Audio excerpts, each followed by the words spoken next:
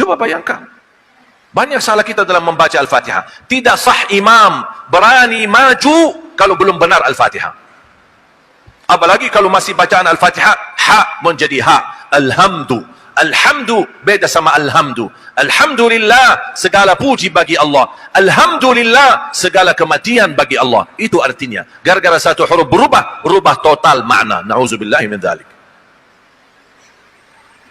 Jadi harus kita belajar. Makanya kami tingkatkan. Pertama, metode pertama, tahap awal, belajar huruf. Semakin mudah belajar huruf, akan semakin mudah lancar bacaan. Terutama huruf. Kita kasih metode. Makhrajul huruf, tempat pengeluarannya huruf. Sifat huruf. Yang ketiga, saut, suara daripada huruf. Setiap huruf punya suara. A'udhu, beda sama a'udhu. Ukurannya 2 jari. Kalau dimasukin ke mulut, tapi jangan gigit ya. A. Tapi kalau dilebar sedikit, A. Beda enggak suara? Salah. Pasti ada yang salah. Bismillahi.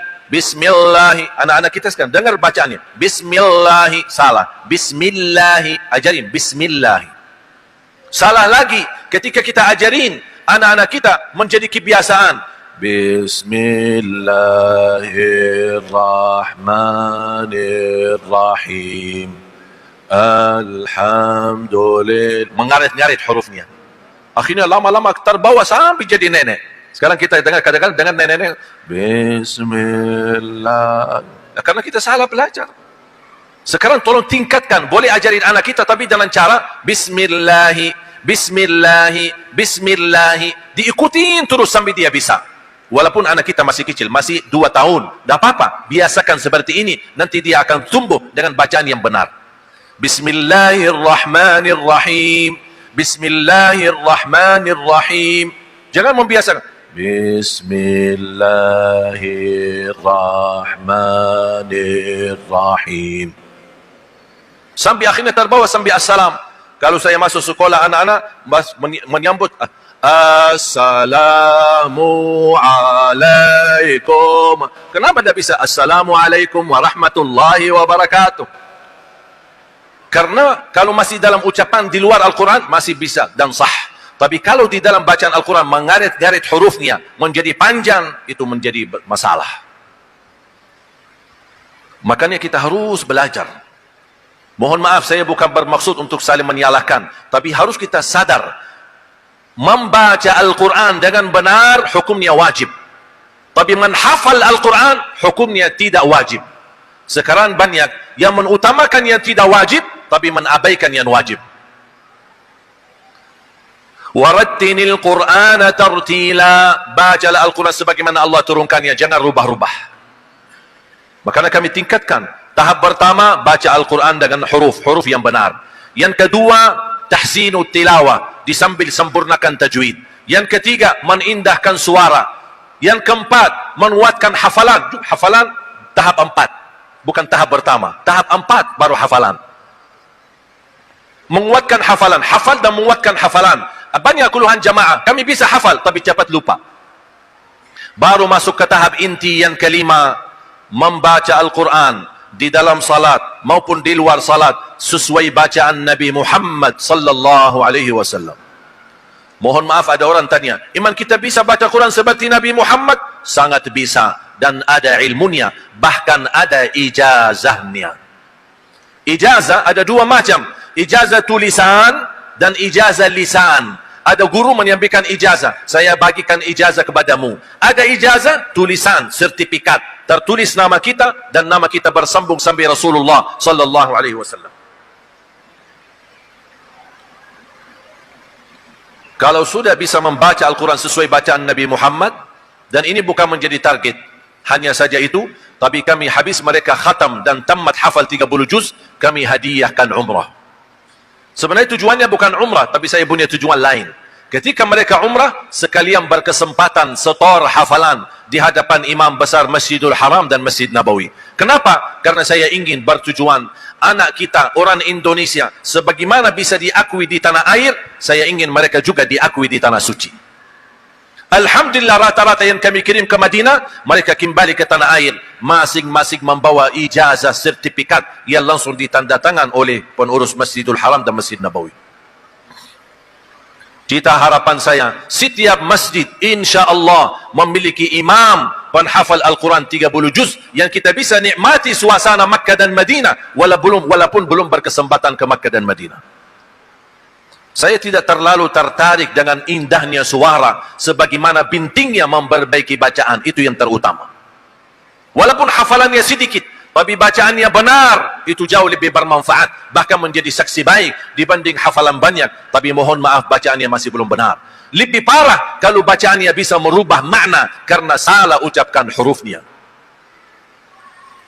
Mohon doakan. Indonesia dikenal negara terbesar penduduk Islam. Tunggu, insya Allah Indonesia menjadi negara terbesar baraban hafal Al-Quran sedunia. Mohon maaf saya datang dari Madinah bukan untuk jalan-jalan Bapak Ibu. Kalau mau bicara jalan-jalan dan kenikmatan ganteng keindahan, Madinah. Bicara tanah suci, Madinah. Mulia, Madinah. Cukup bagi kami di Madinah ada makam Nabi Muhammad sallallahu alaihi wasallam. Oleh karena itu, dengan tugas yang kami jalankan, dan saya harap 1 juta penghafal Al-Quran dan membangun 100 markas mahir Quran yang menjadi wasilah melahirkan 1 juta penghafal Al-Quran, saya harap ini program bukan milik Ali Jabir, tapi saya harap menjadi milik kita bersama. Dan selalu saya berdoa, ya Allah aku mohon jangan cabut nyawa saya sampai menjadi kenyataan 1 juta penghafal Al-Quran untuk negeri kita Indonesia tercinta. Itu selalu doa saya. Ketika saya dapat musibah ditusuk, saya tingkatkan lagi doanya. Ya Allah, jangan dulu ya Allah. Tak apa-apa ditusuk sampai berkali-kali, tapi jangan dulu mati ya Allah. Belum saya siap mati, bukan karena takut mati, tapi saya mati cita-cita itu. Kalau sudah terwujud, ya Allah, tak apa-apa, cabut nyawa saya. Sudah selesai tugas. Dan insya Allah bekerja keras, setengah mati, bahkan sampai mati. Tidak akan ada hentinya memperjuangkan Al-Quran di Indonesia. Ada orang suka, terserah, tidak suka, terserah juga. Karena saya tidak pernah berduli dengan nilai manusia. Yang saya berdulikan adalah nilai Allah. Apa Allah ridha, saya jalan. Allah tidak ridha, saya stop. Sudah. Makanya ketika Allah uji saya dengan musibah, tusukan itu, langsung malam itu, sampai panitia heran, sampai panitia menawarkan istirahat di hotel. Saya menjawab, mohon maaf, istirahat saya di surga, bukan di hotel. Kasih saya jalan. Keluar dari rumah sakit, langsung saya isi 2 acara malam itu. Tabligh akbar habis maghrib dan tabligh akbar habis isya. Dan besoknya lanjut lagi. Kembali ke Jakarta. Alhamdulillah beraktivitas kembali. Dan saya bilang sama tim saya, langsung segera tunaikan safari dakwah. Saya tidak mau berlama-lama. Karena kita dalam berjuangan. Dan berjuangan kita panjang.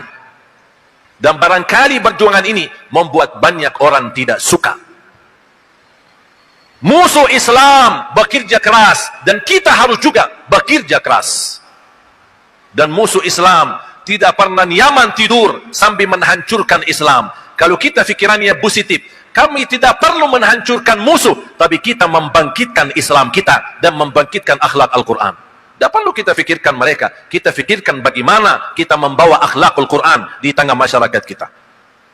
Bapak Ibu bisa jadi gagal menjadi penghafal Al-Quran, tapi saya mohon, jangan gagalkan anakmu dan keluargamu menjadi penghafal Al-Quran.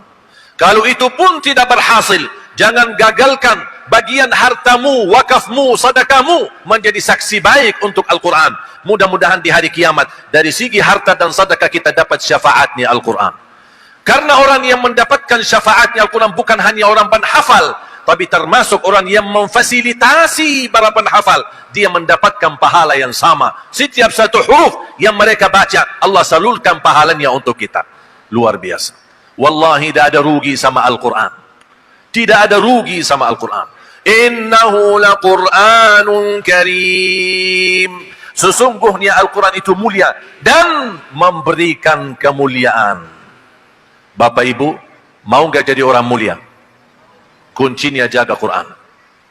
Jaga Quran. Perhatikan Al-Quran. Tingkatkan belajaran bersama Al-Quran. Insya Allah jadi mulia di mata Allah. Mulia di mata manusia. Mulia di dunia dan mulia di akhirat.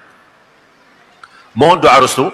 Alhamdulillah dalam perjalanan safari dakwah kami luar biasa. Kemarin di Riau hampir 14 hari.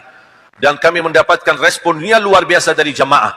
Sambil saya bertemu sahabat saya Ustaz Abdul Samad dan saya melaporkan bagaimana luar biasa perhatian dari jamaah. Dan beliau mendukung dan bahkan meminta kalau bisa datang sekali lagi ke Riau. Kalau bisa kita berdua safari dakwah di Riau bersama beliau. Itu pesan beliau.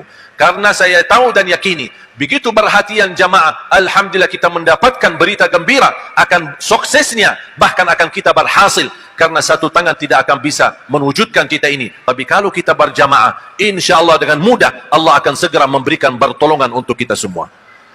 Ini amal salih bagi kita bersama. Perjuangan kita bersama. Mudah-mudahan kita bergabung menjadi ahlul Quran di dunia dan ahlul Quran di akhirat. Bahkan di Manado, ketika safari dakwah, saya mendapatkan perhatian luar biasa. Saya tidak duga. Karena mungkin Bapak Ibu kan tahu kondisi di sana antara Islam dan non-Muslim. Tapi luar biasa. Perhatian, monospot, sedekah dan infak, bahkan wakaf, luar biasa. Termasuk juga di Batam. Dan insya Allah salah satu target kami membangun markaz yang menjadi pusatnya penghafal Al-Quran di Batam. Terus kita berjuang yang terbaik untuk masyarakat Indonesia. Kenapa saya memperhatikan Al-Quran? Karena insya Allah Al-Quran akan mempersatukan kita. Al-Quran akan membawa kemakmuran negeri kita. Al-Quran akan membawa keberkahan dalam kehidupan kita. Bahkan Al-Quran membawa keselamatan kita di dunia dan di akhirat. Amin ya Rabbal Alamin.